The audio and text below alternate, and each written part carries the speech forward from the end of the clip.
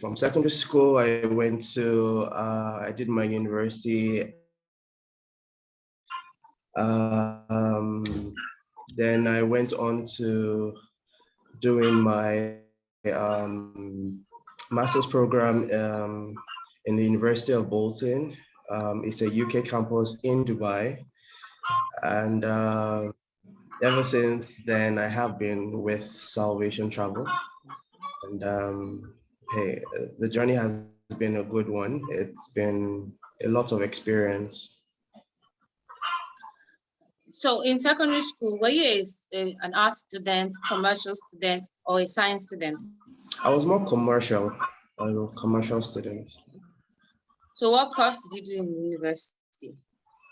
University, I did business administration. Okay.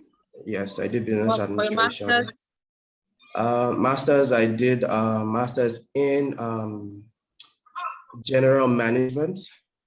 I did masters in general management, yes. Okay, that's good. So what would you say led to this?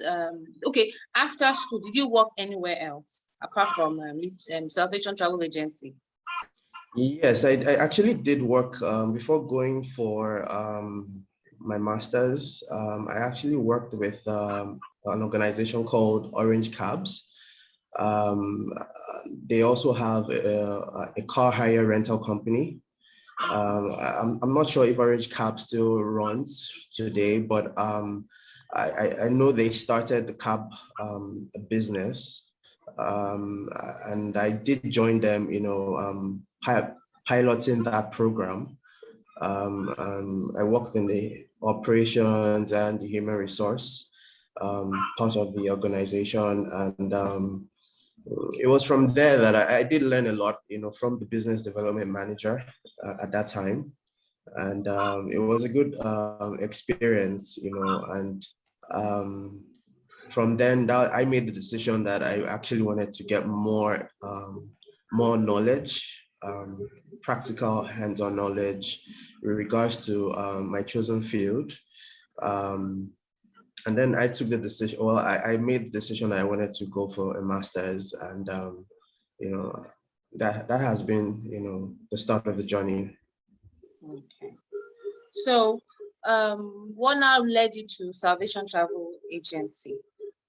How did you join them? How long have you been with them? I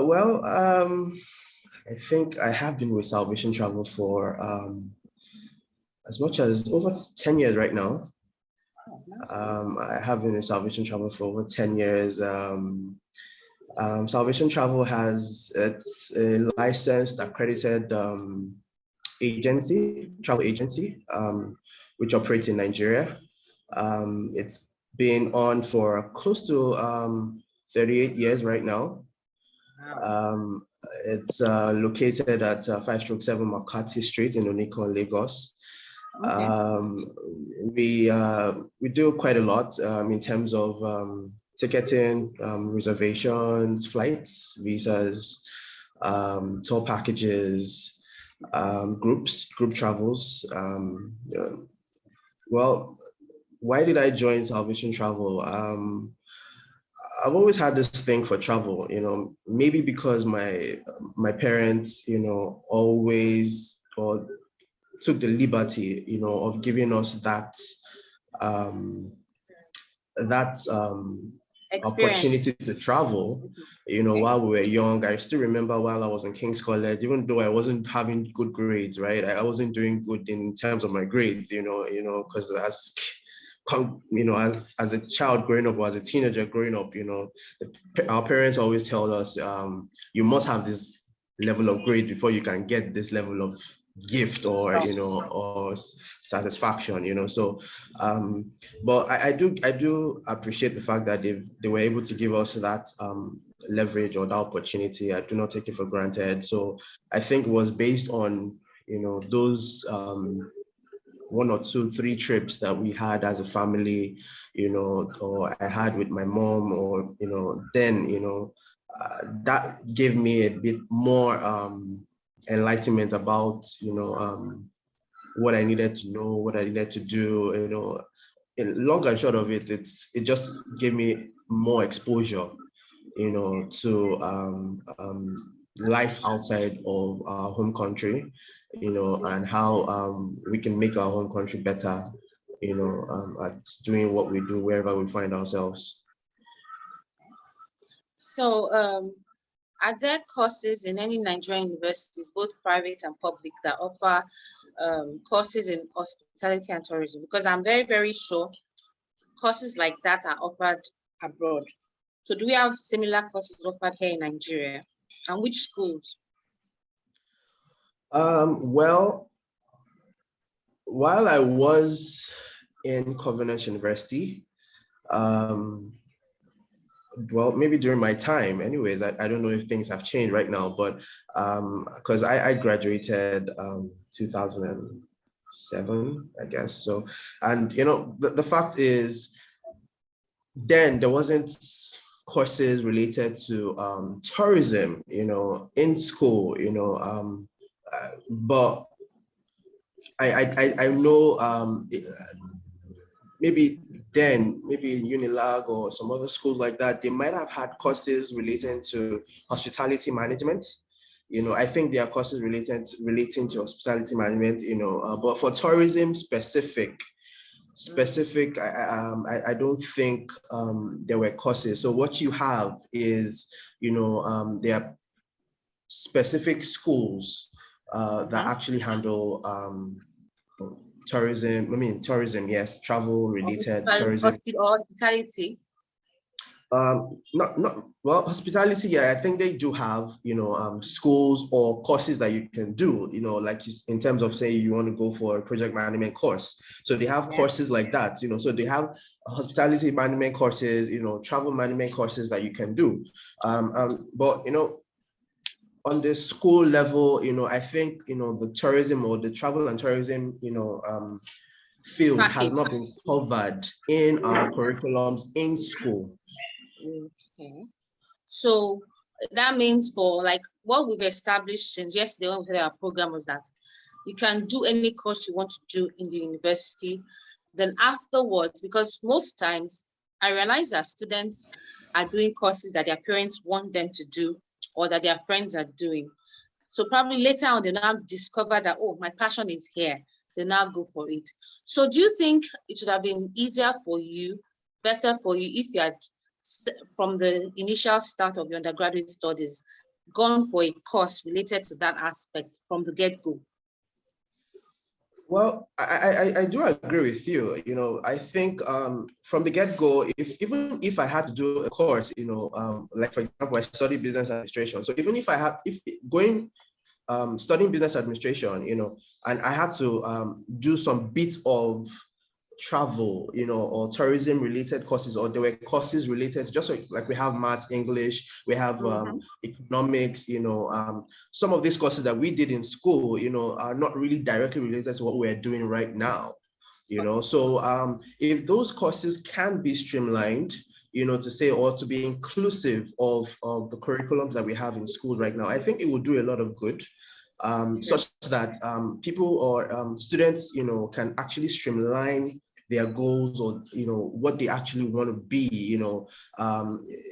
For example, someone who is actually interested in cooking, for example, if he has some form of practical courses that they can do, then it helps them in the more future to say, okay, I actually want to go into this, I actually want to be in this field, just like we have like growing up too. If I do remember, when our parents also said, if you wanted to study music, for example, then they'll tell you what are you talking about, like, I'm sending you to school and you're telling me you want to go study music, but right now, music is actually changing lives. Music is doing a lot in Nigeria as a country. The artists that we have in all spheres of gospel, secular, they're actually doing very well, and so I think in that same line, having a course like that in school would help, or something that could actually streamline or help, students to actually make a better decision on what they want to be or who they want to become. That's true. That's very true. So, when you say you're gonna, I'm a very patriotic Nigerian. She understands. So, I will not rule out that some people are interested in knowing more about Nigeria, because what I do know is that Nigerians love to travel. They love to visit other places. And then, do you get requests from outside of the country? People want to know more, who want to explore Nigeria. Do you have clients from outside Nigeria? Definitely, we do have clients who call. The last one we did came from. She was both Ivory Coast. She was from Ivory Coast, and she was also Canadian. And she came. Well, she flew in from Canada to Ivory Coast, which is her home country. And from Ivory Coast, she came to Lagos, and spent a few days. And it was actually a recommendation gotten from, one of our clients who knew us. And, she wanted to actually, she's heard about, our beaches. She's heard about, the Nike art gallery. Okay. Yeah. So, well, good enough. I was opportune to be the one who was taken out on that excursion. It was on a beautiful Saturday morning, and it's there are a lot of people. She specifically wanted to, we're at the Nike Art Gallery, we're at the Landmark Beach. We took drives around the Lekki axis, the Lekki Conservation Center. Although we could have gone to more places, but because of time, traffic, these are things that people also request for. Sometimes you find people that say, okay, I want to go outside the shores of Lagos. Maybe they have been to Lagos before, and they've heard about other places like Uyo, for example. They've heard about Ibadan, Ogun State, Olumorok, and places in Abuja too. So you find people that actually want you to take them there. Or where you cannot take them there, of course, we would have to contract, our ground team or people who can help us to, assist them while they're in that state. So, basically, the information that we are able to provide is actually what helps people, to actually call us, to be able to give them or provide such service, to them. So definitely we do have people who, want to experience Nigeria, amidst everything that's happening, amidst every of the negative vibes that, we get online or on social media about how the country is, going backward, amidst all this thing, people actually still want to experience what Nigeria has to offer, for them. So, I'm sure every country all over the world, they have tourist sites that they can market. Do you think Nigeria has, if all things being equal, all our desires for Nigeria comes to pass? We've got good governance, we've got security, sorted out. Do you think Nigeria has the capability to be like a tourist destination for non-Africans? Yes, I do strongly believe so. And my reason for saying that is we do have potentials, and if I have to look back, for the Nigerians who have actually gone into diaspora, for those who have actually, gone outside the country, and, they're actually doing very well, outside the shores of Nigeria. You hear about, these stories or, their achievement, so I feel, if we can do it, or if it can happen anywhere anywhere in the world, it can actually happen in Nigeria. I think we just need to be more focused, on what we want to achieve. I think we need to, we need to encourage ourselves more, and make Nigeria much more better than it is. And of course, it's not just the government, it's not just, a part for the government to play. We as people, all collectively must play the role. We can't not be expecting the government to do everything. We ourselves, we need to put in the work. Nigeria being a tourist location, I think, we have what it takes. I think with the support of the government, definitely in putting funds aside to be able to ensure this happens, is also very crucial. You find countries, like for example, let's not even go to Dubai, because I actually wanted to use Dubai as an example. But let's even look at an African country, Rwanda, which is now then the genocide city, or the genocide country that we know it was. But now it is a tech city of Africa. So it took one man who is doing, or one man with his team. Let me just say it's just one man, with his team being able to do what they are doing right now. So I think we just have to streamline. Okay, what do we have as our advantage? What do we have that other countries don't have in terms of tourism, in terms of tourist locations in different states?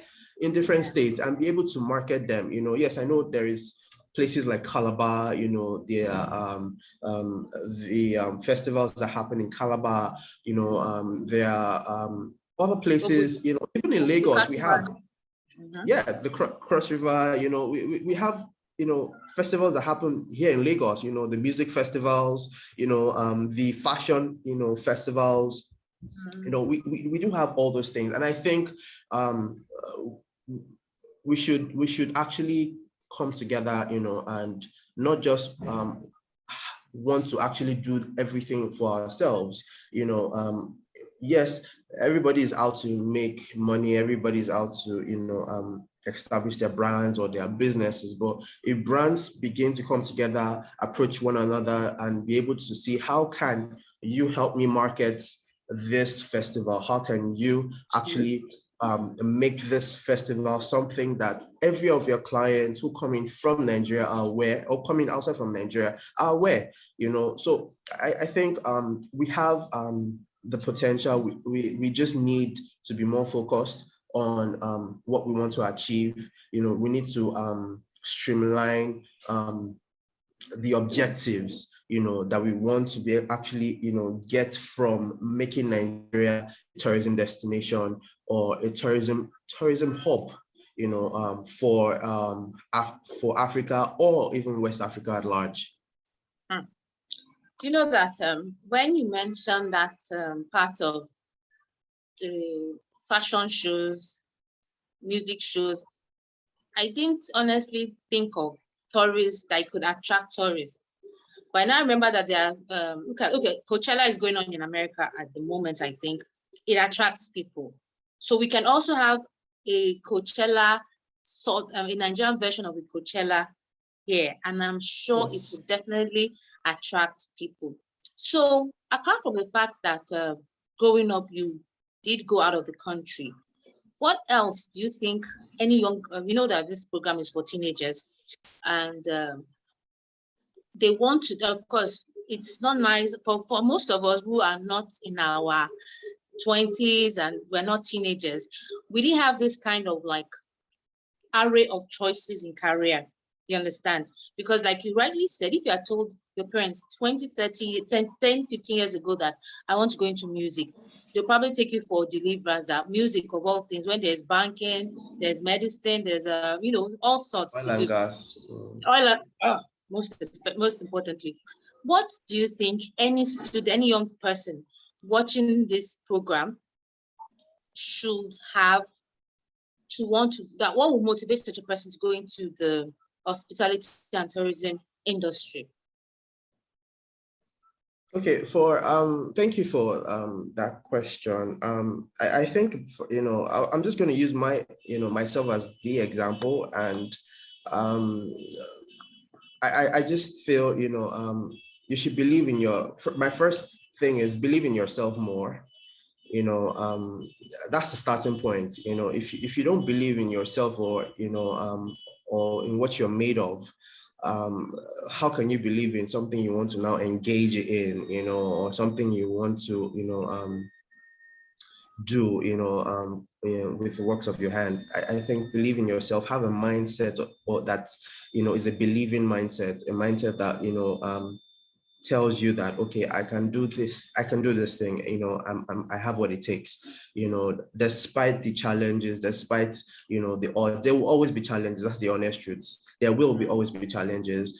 And so, I remember, when I first joined Salvation Travel, I didn't know anybody, I didn't know any clients, I didn't know who is going to actually come and purchase this product or this service, but when I got to know about business more, and I got to understand, because the honest thing is, you just need to, no matter what field that you are in, you just need to develop yourself more. You need to engage in that thing over and over and over again. You need to fine tune it. And so by doing that, you are actually, it's like sharpening a pencil, so by the time you sharpen it and it's not smooth enough, you keep sharpening it. So the fact remains that wherever where I found myself, which is travel, I love travel. And so I wasn't traveling, as at that time when I even, I wasn't really traveling. But the fact is, I still had that inside of me that, whatever it takes, even if it's just an African country, or if it's Ghana here, that people say is just our backdoor neighbor, so I will travel, because things change. People, you need to meet people. You need to, have that exposure. You need to be able to see things from a different perspective. And so coming to joining travel, or the travel and tourism industry, I think my advice will be to study more about it, read more about it. Good enough, now you have YouTube programs that talk about travel and tourism. You have, I know the other day I was home maybe 2 weeks ago or something, and I didn't go out, and the only thing I was watching on YouTube was, airlines, their aircraft. I love airlines. I love aircraft. I love to see what kind of aircraft is it. So if I haven't gotten to the stage of actually being like Richard Quest, for example, who is someone I idolize, where he goes to different places, looks at different airlines, the food, he talks about so many things like that. So, if I can start to watch right now, if I can start to see what those sets of people do, open a YouTube channel, get the opportunity to actually, go to different travel agencies. Sometimes things are free if you right. You know how to ask. Yeah, so before you know it, you start going on, visiting the aircraft yourself, which is something I plan to do, especially for airlines that are leaving from Lagos or Abuja, to be able to actually look at the aircraft, and be able to see, okay, this is what you expect, so that people actually see what they expect from, what they, put money for, so the fact is, don't limit your understanding or your knowledge of this travel thing to what it is right now. Look at it from another dimension. Look at it from 5 years, into the future. Yeah, how is it right now? How can it be in 5 years time? How can it be in 10 years time? Because just like COVID caught us unaware, we also need to, change the dynamics. We also need to change the perspective of what we need to do, in regards to our chosen field of endeavor. Okay. Do you think, like, okay, that I will speak from the aspects of Britons and Americans. They have a culture of traveling. You understand? Do you think that applies to Nigeria, most Nigerians. I can say more Americans and more Britons have the culture for travel, because I know once it's towards it's people taking off for Italy, taking off for Spain. And that's because it's almost as if it's a deliberate culture for traveling. Do you think we have that culture for traveling? And if we don't, why? Well, I don't think we have that. Well, like you said, everybody wants to travel, but for Nigeria, I would say the case is different because why?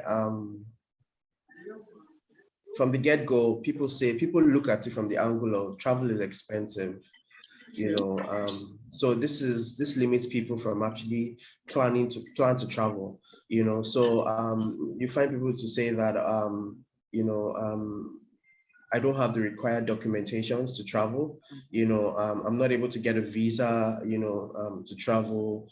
So you find so many, limiting factors, that do not allow people to actually engage in the routine of travel. More importantly, you have mentioned the fact of the American or the Britons, who travel frequently. We do have a corporate body or a corporate client, and they have trips for, like you said, Easter. They have trips for March. I think there's something called a March break. They have a trip for April, which is Easter. They have trip for summer. Then they have trip for Thanksgiving. So and you see, I think it has to also do with the fact that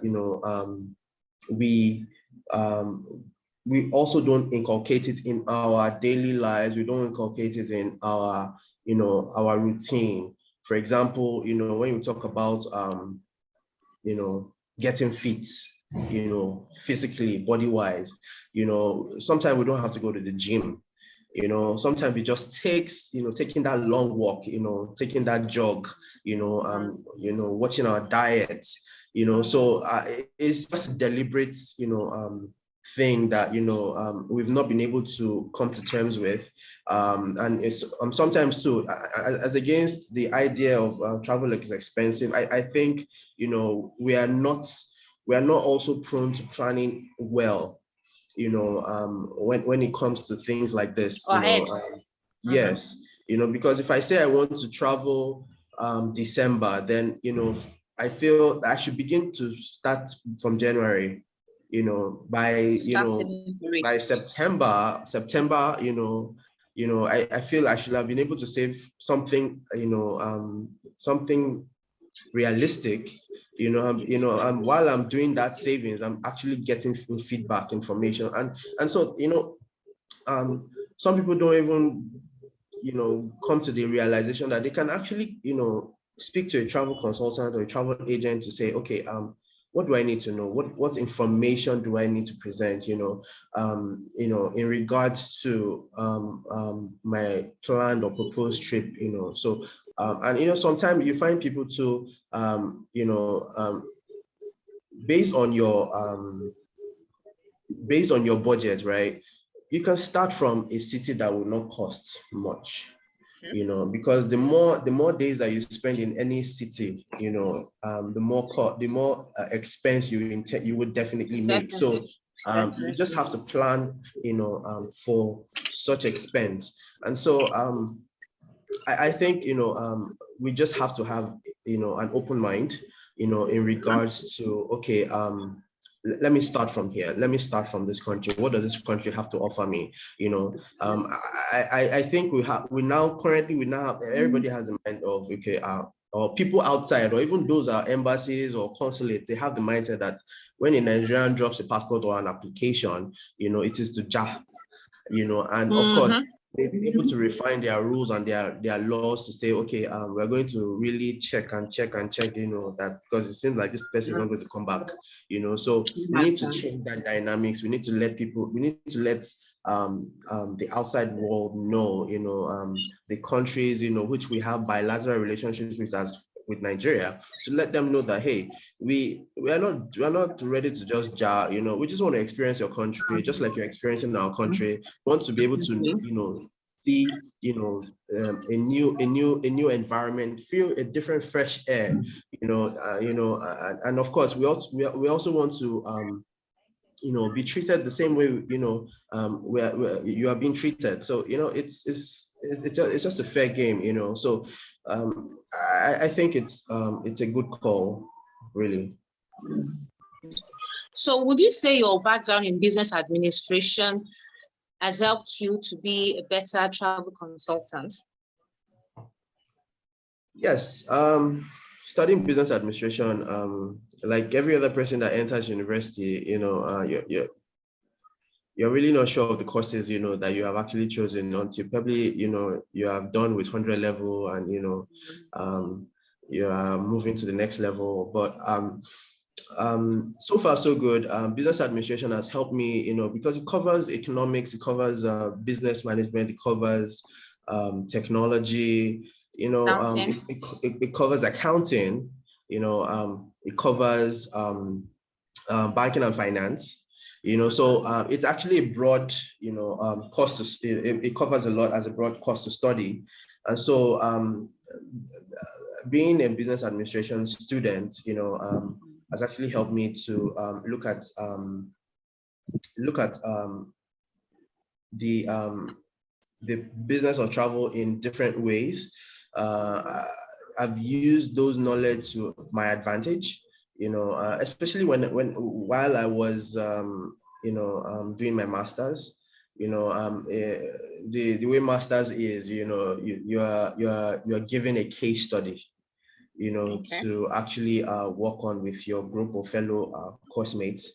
And, those case studies, you're meant to analyze, the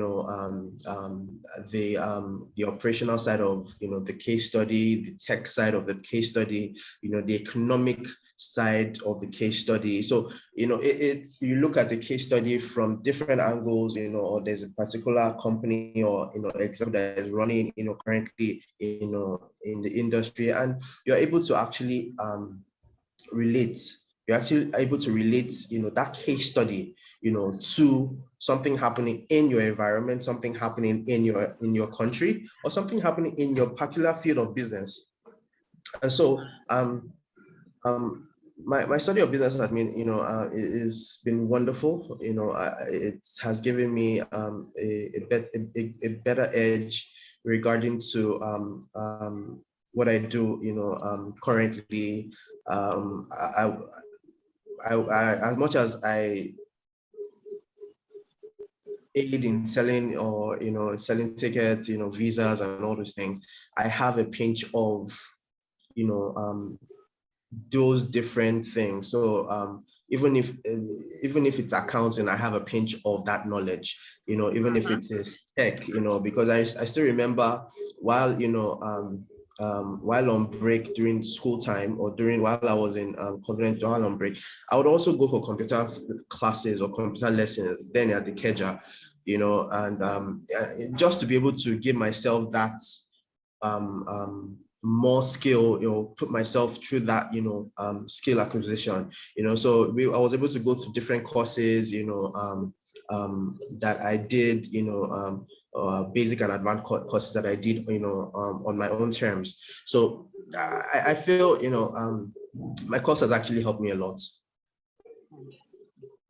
So personal, okay, do you think, okay, can you state for our young viewers what, okay, can we say that there are different departments in your travel agency, and what are those departments?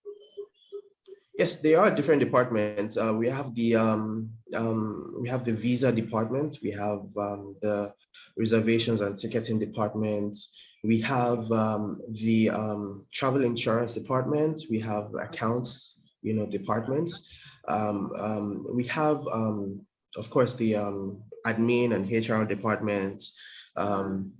We have what do you call it? We have the group tourism department, yeah, the top package department. So we have quite a number of departments, which handles, and even when we don't have that department in-house, we are able to contract, with external suppliers. In the case of, for example, some people who might need what do you call it? People at the airport to assist them, through their trips, without any form of hitch,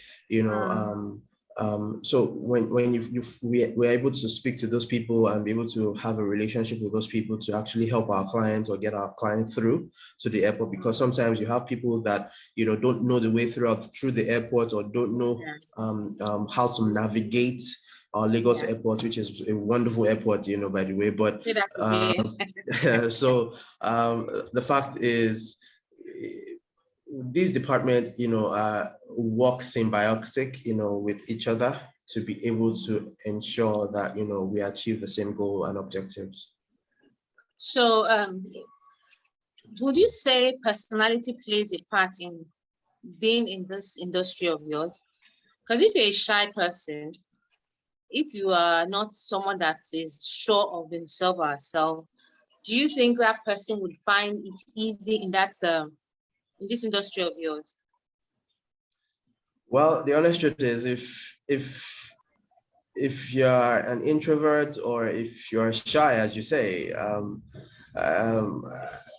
it would be a bit difficult, to be able to maneuver, in this industry, even if you're working for the airline or any airline company, or if you're working in a travel company, or you're working as a tour operator, you must be able to speak to people. You must be open. You must be able to, come out of your shell and be able to talk, and it's just really required, and the honest truth is, even if in anything that we want to do, really, you just must be able to, talk, stand in front of the mirror, talk, call your best friend, talk, have that, that would help. Even if before you go on the stage, or you see people, or you have to go and meet, because then I think I fell into that same thing when, at the early stages, where, go and meet this person, like, what am I going to say? Like, what will I do? What will I say? Like, so, but you see, the fact is, you just have to start and do something. People need to know what you're doing. People need to know what your time involves, and so it requires you being able to have a personality or a trait that, is outspoken. You need to be outspoken as an individual.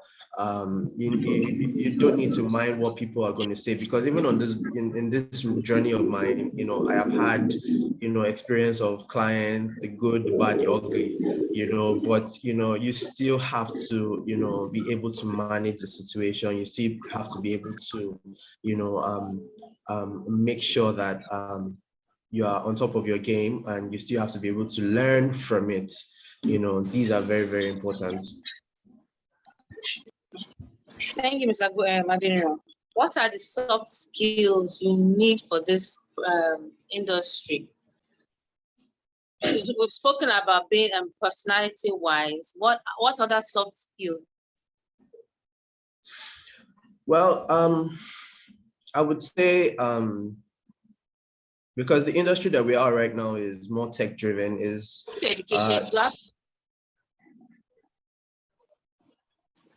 sorry, I didn't hear you. I said, so what are the soft skills you need to be in this industry of yours? Yeah, so the industry that we are right now is more tech-driven, and so using a computer, it's very important. Using a computer, knowing how to use Microsoft Word, knowing how to use Microsoft Excel, it's very, very important. These days you can actually learn the use of Microsoft Word, Excel on YouTube, so as much as, these platforms are available for music and for movies and for other form of engagement, I think is also a tool for learning. YouTube, Google has lots of skill available. They have lots of skill available online, which some of them are free. I think being able to go, being able to adapt yourself, to research. Research is very good. You must be able to search, you must be able to check, you must be able to, for example, how do I search for this on Google? What is the parameters to search for this on Google? It's very important being able to search for information, at your beck and call as fast as possible as you can, is very good. I think speaking skills are very good. Being able to speak audibly, being able to speak confident, with confidence is very, very important. It's something that, I think everybody in, whatever field they are needs to be actually do or needs to learn, speaking. And also in my own field, being able to listen clearly to what, your customer or your passenger or your boss or, your subordinate or your colleague is saying. It's very important, being able to listen before you make an attempt to speak. Listening, is very, very an important tool, because over time I've been able to, sometimes I don't get to the point of having to write down things, and I have been able to, I know when someone tells me something on the phone, I can remember that date, offhand, without having to write it on the paper. But it's actually good to write on paper, but that is just something I have developed on my own terms. It might not be the same for someone else, but the fact is, being able to listen, speak fluently and audibly, and more importantly, being able to read clearly and write well. They are things that we need to do when it comes to this business. You need to be able to read very well, because you don't want a situation where you make mistakes, on a job, or you don't want a situation where, you are booking a client to to Abidjan, but you put Abuja because the codes, are more or less similar in nature. So you don't want a situation where the passenger has to call you and, the person is telling you, but I'm in Abidjan, I told you Abuja.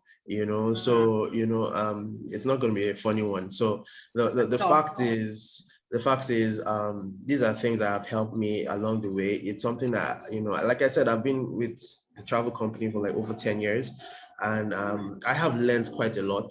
I have learned so much, and these are things that, I've been able to teach myself. I do it over and over again. I try to put in my best work, and I try to ensure that, I also, give myself or empower myself on my skills, in the best possible way. So thank you for that response. So what do you think are the co-curricular activities that should be introduced into schools for people that are going to have that interest going to industry? We spoke about being able to, be able to talk with confidence. Yes. So what are the co-curricular activities you're engaging as they go on their pathway towards being in the hospitality and tourism industry? You're referring to the curriculums we should add into the school, right? No, activities, co-curricular activities, activities. After-school activities. Okay, after-school activities. Okay. So I think, off my head, I think schools, can partner with travel agencies. Maybe they could have maybe like a day tour, of travel activities, or what the travel, what it looks like. At least they see it, live. maybe they see how, the reservation is being done, the way we do it on the system, I think we could also even speak to airlines directly to say, okay, we want our kids to be able to, see, or specific picked kids to say, oh, let's see the aircraft, let's see what it looks like. I think with the help of the federal government or NCAA, or the IATA people or the NANTA people, yeah, I think this is something that could help a child or a student to be able to make better informed decisions about, okay, wow, I see a plane, I see how it looks like, even if it's just a domestic aircraft, right? If you can start from there, then we can progress to the regional or international aircraft. But at least for domestic aircraft, some children or some students, don't even know they've not even been close to a domestic airport. So I think, there should be, activities like that can help, and it will give more, insight about what is being done at the airport,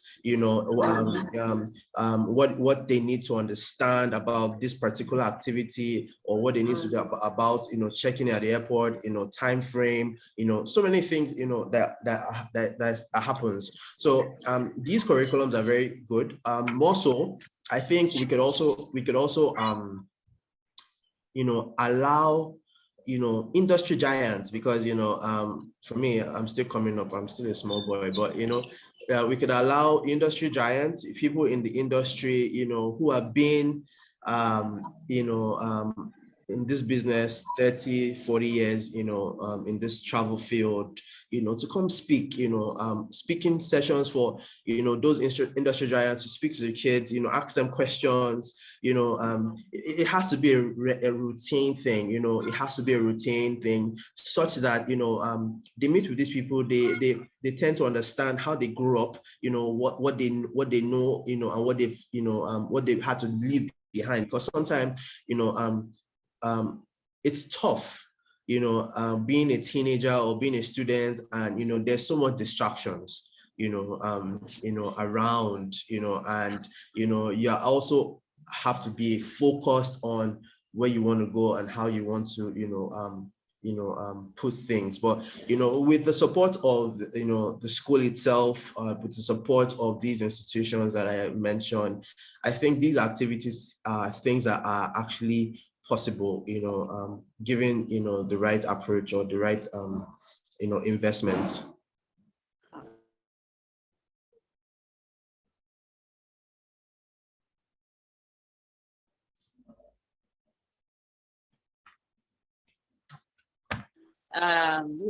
To anyone who wants coming to the industry, very short on this. Are you still there? Sorry, I didn't hear the last thing you said. Okay. I said, what of advice and encouragement for young people who want to go into your industry? Well, my encouragement to anyone who wants to come into the industry as a young person, is no matter what it is, do your best to believe more in yourself. Don't fall for peer pressure. There will always be peer pressure, but do your bits. Give time to developing yourself.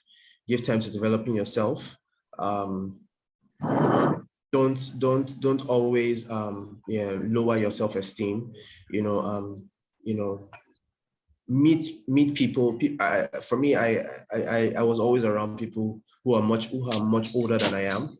So that also helped me in my journey. So meet people and do things each day that is productive. As much as there's a time for fun, there's a time for this and that, for your very own self, do something that is productive, and engage in that. Thank you very much, Mr. Adeniran. It was such an eye-opening interview because even me, and in fact, I didn't realize the of yours. And the prayer and the hope is that in the coming years, the federal government, state governments, local governments will be able to fix their various areas of where it concerns them to make traveling within Nigeria an enjoyable and safe experience.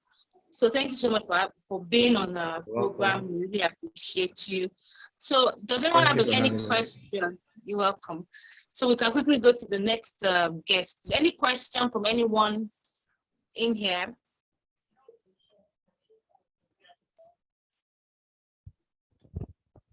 Any question? Any, Okay. So Mr. Adeniran, do you guys on do you have I'm sure you have your presence on the social media. Can you drop your social handle for us so we can check you guys out? No problem, I will. Thank you very much. You're welcome. Thank you. Yes, I'm assuming there's no question, so we can quickly go to Chef D. All right. Thank you. Hi, good morning. Hello. Hi, good morning. Chef Dami, we can't see your face. Can you see me? I can't, at least not yet. You can't see me At all. My camera's on. Oh. I can see you. I can see everyone. Oh, that's fantastic. Chef Dami, I have a confession. I've been an ardent follower of Reddish Chronicles since your BBM days. Okay. I follow you on all my social handles, and I'm just like, wow, one day. Tell me, apart from liking food, what else would one have or need to go into to being a chef? Well, you don't necessarily have to have anything in particular. Just having, or just being curious to know certain things and learn more about food in general is all one needs really. So you don't necessarily need a background in food or have, be a foodie. I can't hear you any longer. Can you hear me? Yes, I can hear you now. Okay. So I was saying you don't necessarily have to be a foodie. You don't necessarily have to have a background in food. You just have to be, it could be you're curious, you want to know more about food and just learn certain things. So that's all you need. You don't have to have a background in food in general. So for you as an individual, how did you become a chef? What was your major in the university? Okay, so for me, I just enjoy cooking. I remember growing up, when my parents give me, allowance, I would just save my money and just watch a lot of videos on YouTube and a lot of cooking show. I think back in the days, there used to be a show called Ready, Steady, Cook. And I used to love that show. So I would just save up my money and just, try out things. I was always in the kitchen. I think at a point in time, my dad used to say maybe they should move my bed to the kitchen because I spend more time in the kitchen. So yes, that's how the passion for food and the culinary journey started. Even though I was passionate about food and food studies or culinary art or hospitality isn't my first degree. Oh, really? What was your first degree, please? Health and social care.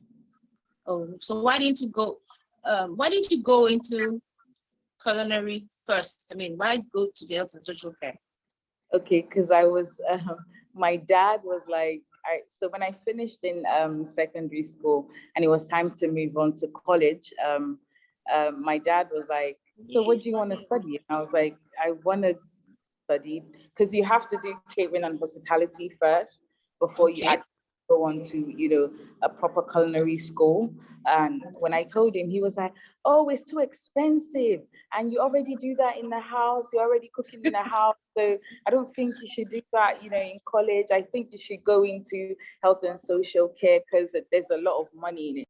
I don't know why, you know, I think some parents, even till now, they have that notion that, you know, there's no money in cooking and you can't really make a living when it comes to cooking, or you can't earn so much when it comes to cooking. So that was what was in my dad's head. And he was just like, go and do the health and social care. And I was like, oh, goodness. All right, let me go and do the health and social care. But even though I went, you know, to do that, I devised a mean for him to later on agree with me to actually study culinary art. So where did you study your culinary art after your BSc degree? After your health and social studies course. Okay, so I did all my school in England. Okay. From nursery to secondary to primary, everything I schooled in England. So I said, where did you go for your culinary school? Where? I can't hear you very well. You're breaking. Oh, really? Sorry. I think it's a network. So where did you go for your culinary schooling? Okay, so I schooled in, hello, can you hear me? Loud and clear. Okay, so I schooled in Chef Academy of London. Okay. Oh, and that's then nice. Barking College and Redbridge College. All chef related, right? Yes. So were they offering different courses?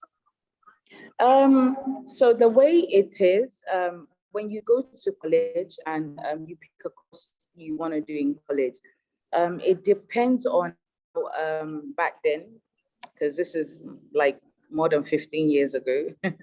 It depends on how well you do in each level. So if you don't complete, you know, a level, it's something you have to repeat. It's not like, you know, so the way the education system works there, when in your primary school, in your secondary school, if you like, you can pass your exams, you can fail your exams, like they keep pushing you. So it doesn't really matter, you know, whether you pass or fail, you keep going to the next class. But then where you start having issues is the second to the last year in secondary school. It matters a lot because it determines what college and what university is going to pick you, you know.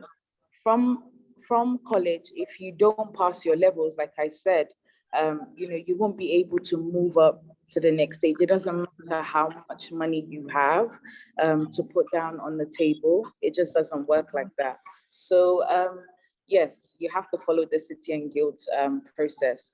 So I started off at Barking College and then went on to Redbridge before going to Chef's Academy of London.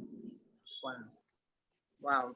Do you think if you had started from the get-go, when you finished your secondary school, if you had gone to culinary school from that time, would it have been better for you? Would you have preferred to have gone straight to culinary school and doing that BSc course you did in health and social studies? I mean, yes, I wasted a whole year doing a course I did. It was terrible. So yes, I will have pretty much liked it would have been better. Yeah. Yes. So you said your schools, all your nursery school, primary school was done in the UK. So why did you come back to Nigeria? So I came back to Nigeria because I just feel like, you know, it's home. There's no way you go, you always come back home. When people ask me that question, so I usually ask them back that, you know, people that have traveled out or, you know, live outside the country, but the same people still come back to have businesses in Nigeria. The same people still come back to build houses in Nigeria. So no matter how a journey is sweet, you still have to come back home. So I was just tired of, like, there's a particular way of living. It's just, it was just very robotic for me. And I'm an adventurous person. So I just told my parents it was time for me to move. And despite all the, oh, don't go, don't do this, I was just like, no, I want to go back home. So for students that, like I said, for me, I think if you want to be a chef, you must like food, you must be adventurous. For me, growing up, my mom read catering and hotel management in Jos, University of Jos. So we used to have lots of cookery books in the house. And for me, how I distress is by going through cookery books. My mom used to make lots of food. So for kids now, how can they be encouraged to see being a chef as a viable, profitable, sustainable course? So that question is interesting because I actually feel like that question is the other way around. Oh, really? Not Okay. it's actually the parents. Okay. Like I said, food is, one has to be, open-minded. I remember back in school when one of my instructors used to say the two most delicate jobs in the world is actually in medicine and in cooking, because you're giving medicine for someone to be well, and then you're cooking for someone to also be alive as well. Yeah, exactly. So the culinary world has changed, has advanced, and it just keeps advancing. And like, you will be surprised the amount of, like, how lucrative being a chef is. That is if you're good and you know what you're doing and you know your onions, so to say. But gone are the days that cooking is just putting a pot on fire and just cooking a food. There's a science part of cooking. Yeah. And Yes. when it comes to culinary art, it's in different parts. There are people that are chocolatiers, professional chocolatiers. There are people that are patissiers. They're professionals in pastries. There are people that are, just into cuisines and continental and Afrofusion, like myself. And it's changing. So it's not like what it used to be back in the days. It's much more advanced. Now, I remember in school, we didn't have anything called molecular gastronomy. Now there's molecular gastronomy. Sorry, what's molecular gastronomy? So molecular gastronomy is almost using some chemicals, so to say, some food chemicals, and you merge it with other ingredients to create, some mind-blowing dishes. For example, there was a chef that created a sugar balloon. So he used sugar to create like a balloon, like balloon that you can hold. There's something called if I just, let me just quickly give me a minute. I'm in the kitchen. Let me just quickly grab some All right. No problem.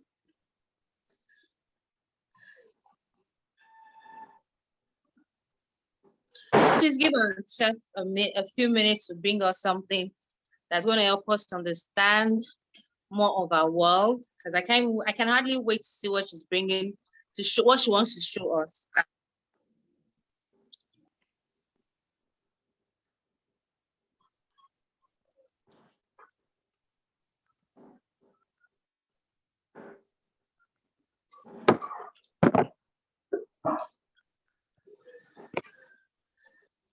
So we have things like, this is a flavor enhancer.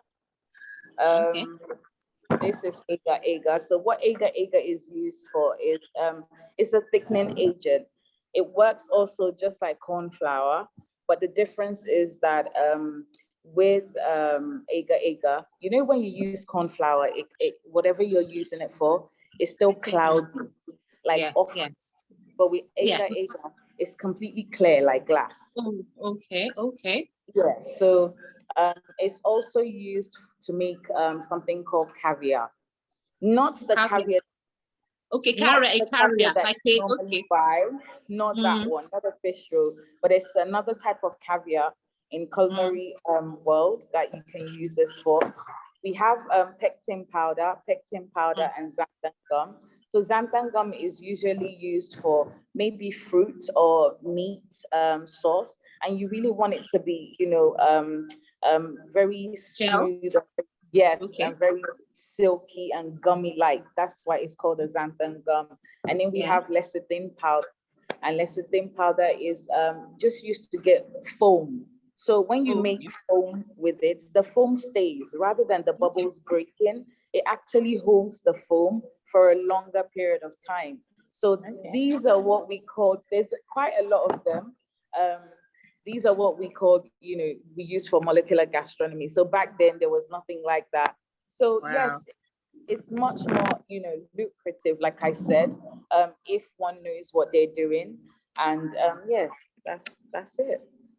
Wow, it's okay, for me, when I go through your True Reddish Chronicles page, I was still checking it out this morning, and I saw that you guys offer classes. I think most of those, okay, I have one in Abuja and the one in Lagos. The one in Lagos offers a 4-week course, and the one in Abuja does a 6-week course. Is that enough?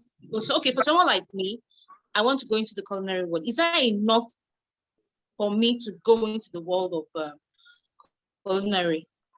So it depends. It depends on a lot of things. It depends on your time. It depends on your finance, and it depends on, again, what you want to learn, what you want to major in. I've had people, so the course I major in is actually starting today in the afternoon. And like you rightfully said, the school offers, different courses for different duration. There are people that will come and they'll say they don't even know how to cook at all. And we call those classes amateur classes. So what we now do is we will, let us know, is it continental food you like to learn, cuisines, or just, the African ones. So we have amateur for African, and we have, amateur for cuisines as well. So it depends on what you want to know, your finance and your time. And then again, there are some people, we have a year course, like the longest program here is a year. Now, in the 1-year course, it covers African culinary arts, Nigerian cuisine, pastry and bread making, cuisine, professional cuisine, professional continental, a little bit of Afrofusion. We'll take food photography, because all these things are still involved. You need to learn how to take pictures. We'll take you through cinematography. You would do molecular gastronomy. You would do wine class. It's quite intense, but some people prefer, a lot of people can't take everything, all together at once. So some people prefer to split it. So what they'll do is they'll pay for maybe a cuisine, do that course, maybe it takes, and then maybe go on a break, come back and do another course and just accumulate it like that. So those are just the key things just to factor in. But looking to be a professional chef, it's not just about, going to school. That is part of it, but experience is also important. But as for the it's important to 1 year is not enough. Exactly. How long do you spend in your school for the first one you did and the second one? About 3 years in total. In total? Yeah. So okay, for young teenagers who want to go into the cooking industry, are there courses for them at your culinary school? Yes, we have summer program for children, and it's a 2 weeks program, and most of the time it's actually even full. So when kids come, what we do is, it's not the usual, bake meat pie, bake this, bake that. We have a professional chef, a cuisine chef that actually takes them. I think in a day they make things like cheesecake. They make like really interesting things. They make up to about 5 products in a day. Yes, for 2 weeks. And sometimes Sometimes we even have parents that will come, and because the class is so full, they will literally just abandon their children and say, I don't have anywhere else to take them. They want to come here, so I should just sort them out. Oh my God. It's pretty, it's amazing. I think the youngest person we've ever had in a class is like 10. Yeah. That's not surprising. Because Yeah. I watch a lot of cooking shows on DSTV, and you see kids as young as 8 doing what I'm like, where did they learn this from? How Yeah. did they come about this desire, skills, and everything? And it's so 10 for me. Since I started watching cooking shows, I'm like 10 is like old already. If you give me like 5, I can say maybe 5 is young. So for you, who was the primary influence for you, or you just developed the interest in cooking? In cooking, my grandma. Okay. Yes, I used to like, some of her food, and anyone that knows me and my grandma knows I don't play with my grandma. So even when she enters the kitchen to just take a glass of water, I'm still curious as to what she's going to go and do inside the kitchen. So I literally used to follow her everywhere. So I started cooking at the age of 7. At the age of 7, I can make stews, I can make things like that just by watching her. So Okay. I think grandma, yeah. Oh, that's lovely. That's lovely. So, for it's like I told our previous guests that 10, 15 years ago, okay, you didn't even grow up in Nigeria per se. 10, 15 years ago, we didn't have this much exposure and knowledge about different careers, you understand? So now, any young child that's a teenager in 2022 is exposed to so many arrays of careers. So what are the soft skills that anyone going into it's a teenager that wants to go into the cooking world, what are the soft skills he or she needs? Soft skill. To be a professional chef or to venture into food, you don't necessarily even have to, have the knowledge of a knife skills or kitchen pronunciation or methods of cooking or anything like that. But it's important to have passion. Yes. Passion, drive, Curiosity. yes. Curiosity, or better still, open-minded. Okay. I was having a conversation with someone yesterday, and the person just said, all this kind of, mede food, That's in quotes, I know. that you people make, I don't understand it. I just like my local food. That's fair enough, Yeah. The experience is not for everyone. True. Some people like it, people don't like it. It's okay. It's fine. But it's important in all areas in life in general, not just when it comes to food. It's important to be open-minded, to be open, to yearn to learn. Because I can say that I've achieved what I wanted to achieve, being a professional chef, and that's just it. I'm not learning anymore. I'm not, keeping up to date. It doesn't work like that. No one knows it all. And most importantly, it's a key thing to be humble. Humility. I have met a lot of people in this industry that they have nasty attitude, and they're not even professional chefs yet. Wow. Yes. And they just come in, and they have an attitude, and because they've been to a culinary school or they've been to a catering school, they feel like they've arrived, or they feel like they know it all. It doesn't work like that. You can look at someone and be like, oh, what does this one know? This one doesn't even know anything. You'd be surprised the wealth At the knowledge. at the knowledge that person has. So it's very important to have to be humble and to have a great personality. Like if you're a very bubbly person, like people will just naturally like They you. will And, warm up to you. yes, people will warm up to you. People will, I can categorically tell you, in the last 9 years, I've never, both in Ghana and both in Nigeria, because I lived in Ghana for 5 years, I've never had to, do an interview with my CV. I've never had to get a job with my CV. Most of the time, my personality and my work speaks for itself. So these things are important. If you're good for yourself. If you're bad for yourself as well. You're not doing anyone any favors. Any favors.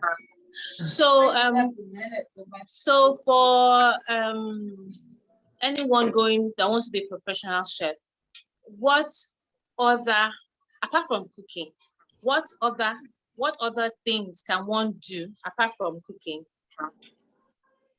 Aside from being a chef, one can be a food nutritionist. One can venture into doing trainings, professional trainings on health and food safety. So to say, food safety is a big part of food.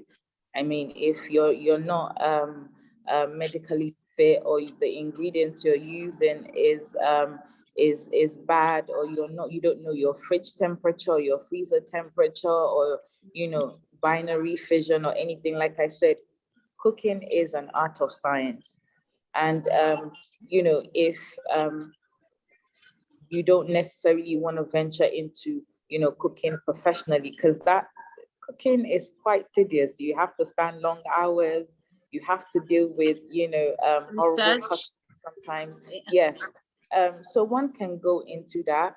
One can even decide to be a consultant.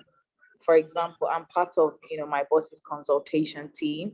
So aside from cooking and teaching, I also create menus and recipes. When I say creating menus, it doesn't necessarily mean going off the internet and picking things on internet and then joining everything together. I mean creating dishes for restaurants, hotels. I just finished a consultation for an hotel here in Abuja, and I write SOPs. You can also venture into that. So proper kitchen SOPs and handbook.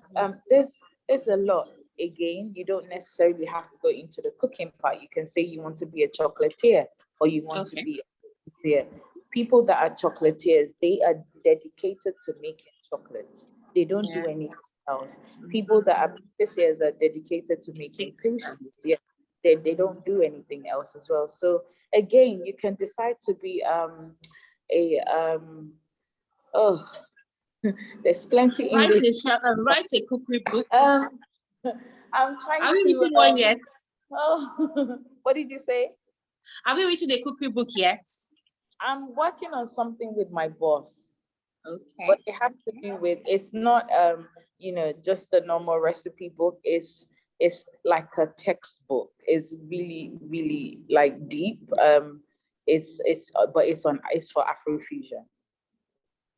Okay. So one can decide to be a professional sommelier. That's the word I was looking for. So sommeliers are, yes, for wines. Okay, yeah, okay. Yeah.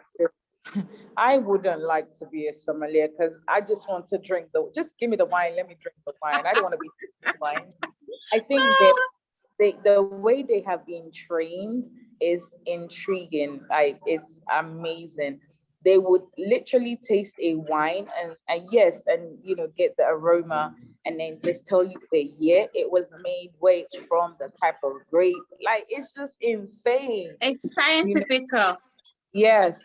I was with some of my students some days ago, and some of them, after taking a short course on Afrofusion, some of them were like, oh, so I want to go into making my own spices later on, and I want to go into growing herbs professionally later on. So these are things that one can look at. You don't necessarily have to stand in the kitchen and be cooking. Okay. What if, imagine, like you said, how Nigerian parents are, they don't want to just go straight into the cooking world. They want to like detour, then finally get to the bus stop. What if someone starts with food science and technology? Do you think it will make the person a better chef, or it doesn't matter? Not necessarily. No, because you can still, the reason why I said not necessarily is I have to really be honest. I have seen one of the reasons that made me venture into teaching, I just started teaching last year. And one of the reasons is because both in Nigeria, both in Ghana, in Africa as a whole, I have seen a lot of people go and do, is it home econs? They call it in Nigeria. Yes. Okay, yes, they call it something in Ghana. And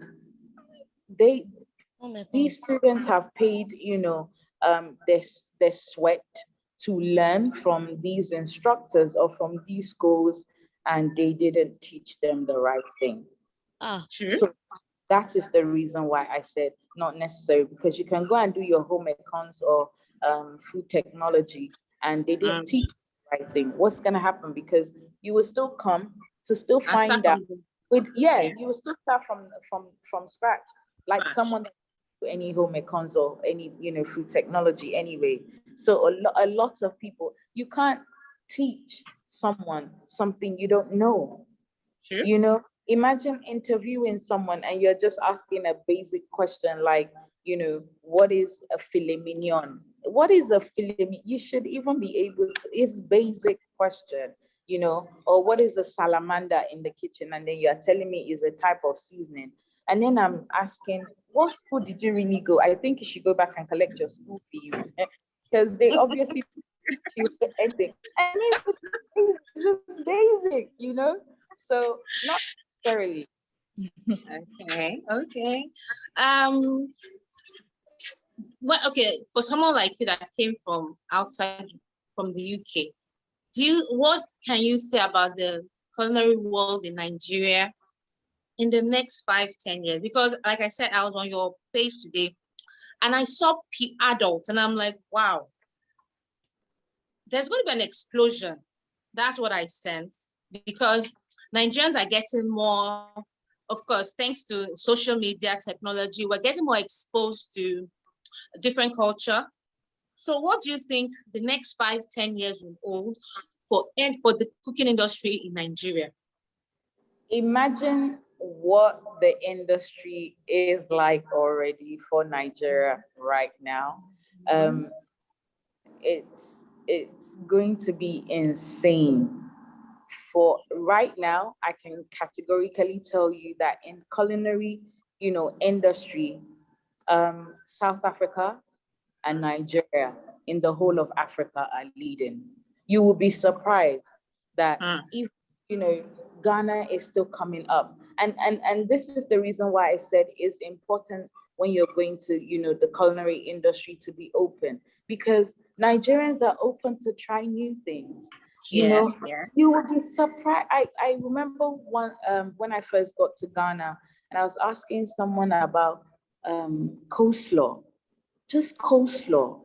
And the person said, what is coleslaw? I asked about 2 people and they said, what is coleslaw? And I felt somehow like I'm an alien, that, maybe I'm speaking my own.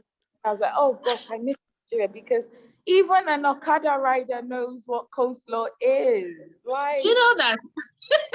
Do you know that some years ago on Facebook, someone said, in like 10-15 years from now, we're going to say shawarma is a Nigerian meal.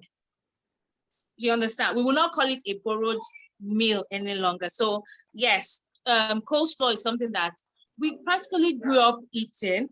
So yes, you're right. Nigerians will tell you that coleslaw, they might have different varieties to it, but they know the basics of coleslaw. Yes, you're correct. Then there's something I want to ask again. Why is it easy for us as Nigerians to have, like, how the fine dining, the way they do in the UK, can we have a restaurant that's just high class, sophisticated, just Nigerian meals? Is it possible? It is. It's possible, but then again, what you have to look at the market and say, okay, if you can cook this in the house, then why are you going out to also, consume it? What is different? Everyone that has their own restaurant are looking for, what is different. They have their own story. They have their own market.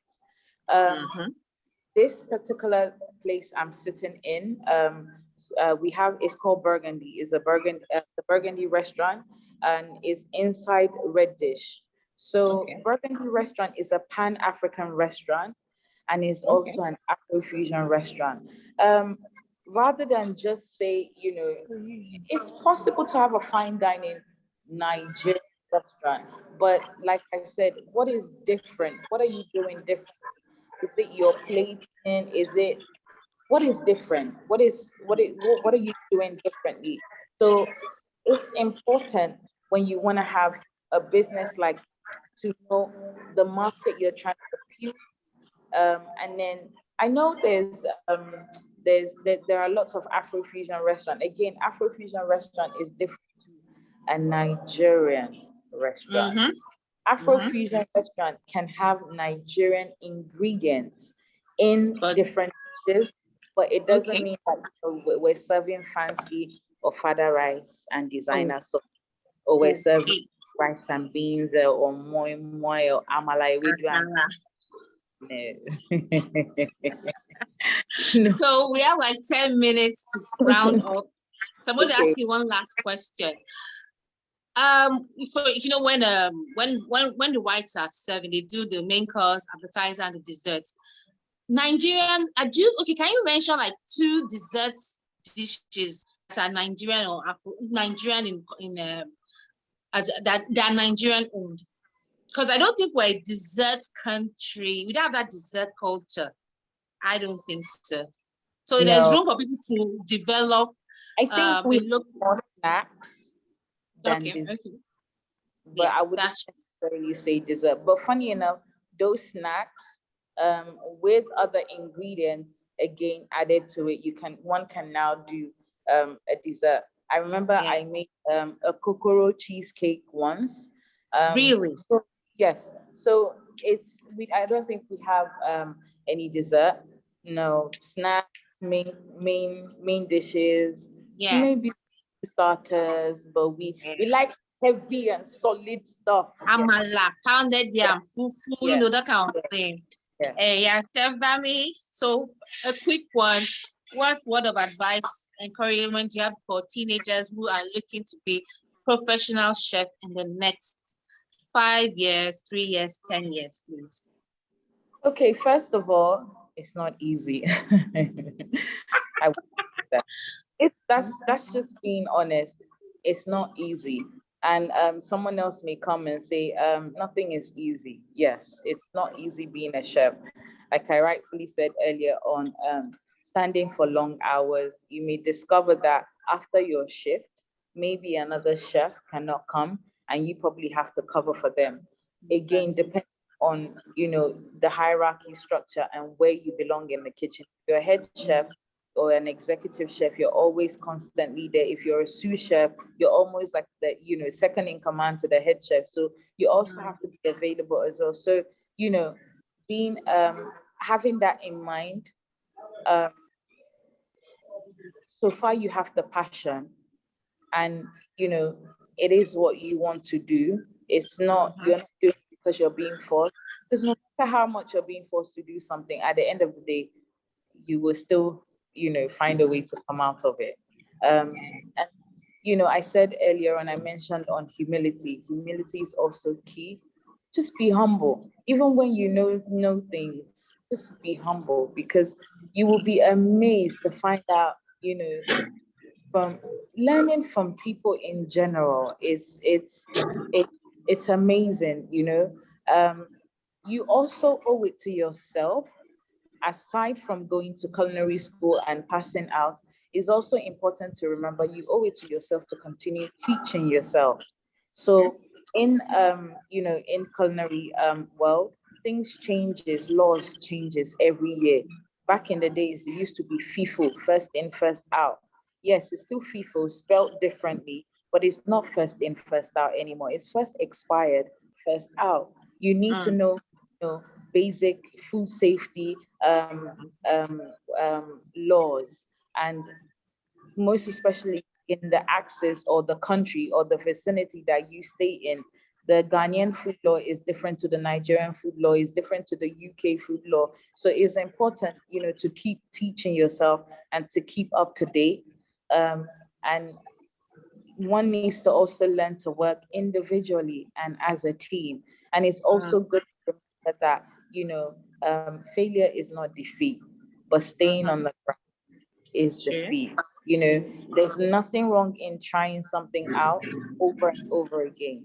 It doesn't mean, that we're professional chefs, once we've done something or create a dish, we've gotten it. It doesn't work like that. Sometimes you have to try certain things. You have to move in different direction. You have to find, different another cooking methods before a particular dish can work. So trying and trying again and not just giving up. And you will meet crazy people. You will meet, people that will just intimidate you and just want to show themselves and probably talk to you, customers. It's not the end of the world. Just waive it. It's part of it, because whether you like it or not, if you don't learn how to cope with that, you will always meet people like that. Then how do you cope with it?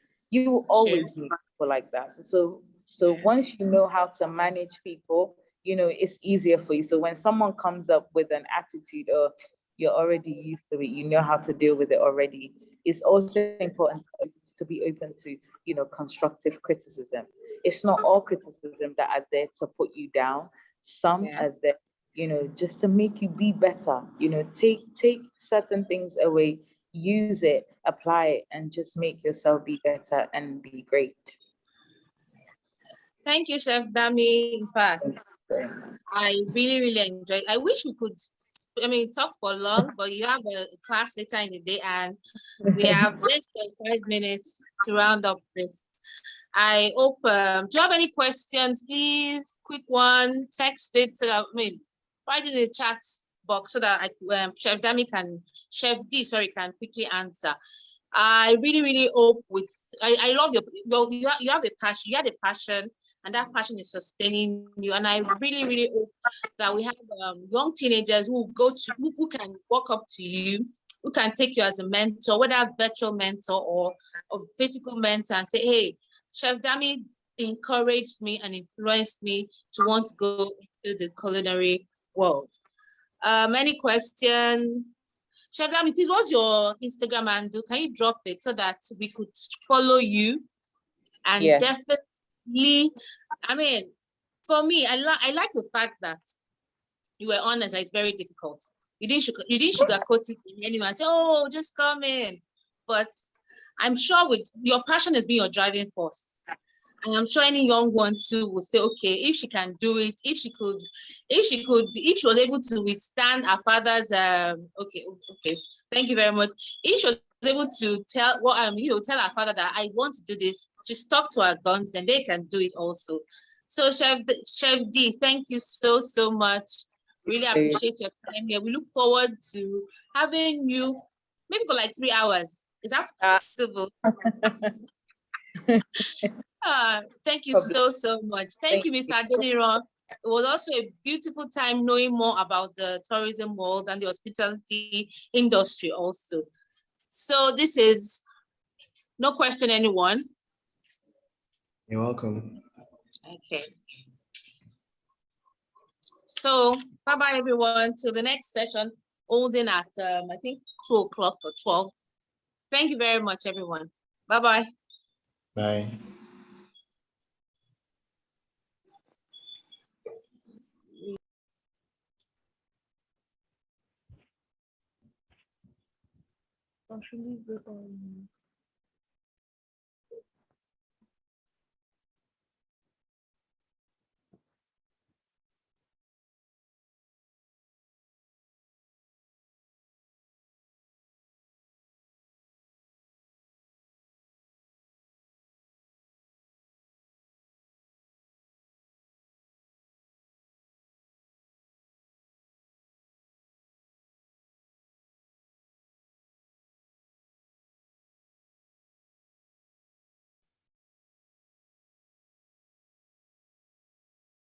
Welcome back to the main room, everyone. Hello.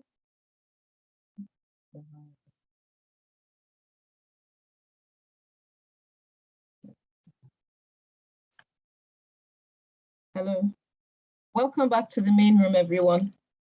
Thank you so much, Chef D. Thank you so much, Mr. Adeniran, for your time and for everything you've explained to us. I know we've all learned a lot. The education and training group ended a while ago, and we are ending now. So thank you once again. Have a good afternoon. The next session starts at 12. Thanks. Goodbye.